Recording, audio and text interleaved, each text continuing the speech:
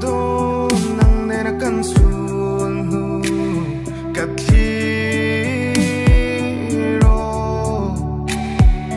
san khulo tlai hia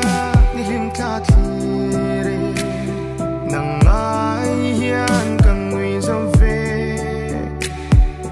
hiwalo man nui dum le ka chak ne ni ka pak lo ka bay sai ilung lai ka lo zo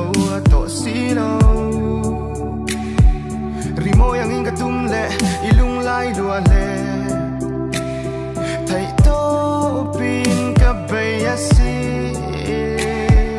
ikia nga limin ka nui chin tu na achang dang a thuk nen ka trap chuak mit tui ka bia nga kir sayang gel lo valuang chuak to na sei ka ta na atra na min khen tu mai an ka phalo mangai na nen tu tho takin ikia nga kun le ni te ka mang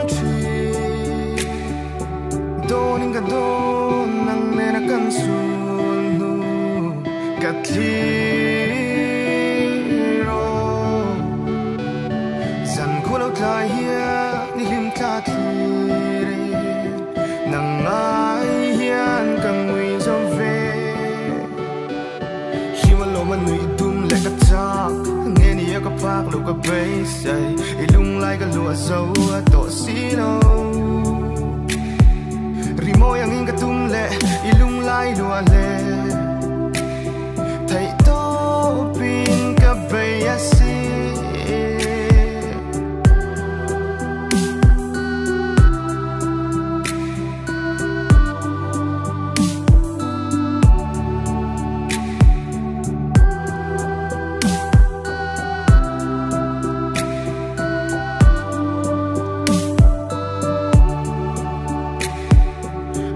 ka thek non lim thla ka en non du to ka nei lo ka thin lung liam tu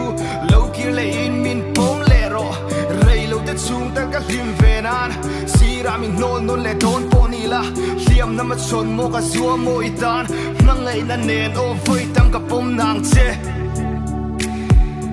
doning ka don nang nena kan sulhnu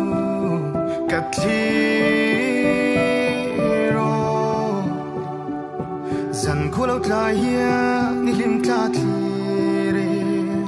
nang ai hian kan ngui zom ve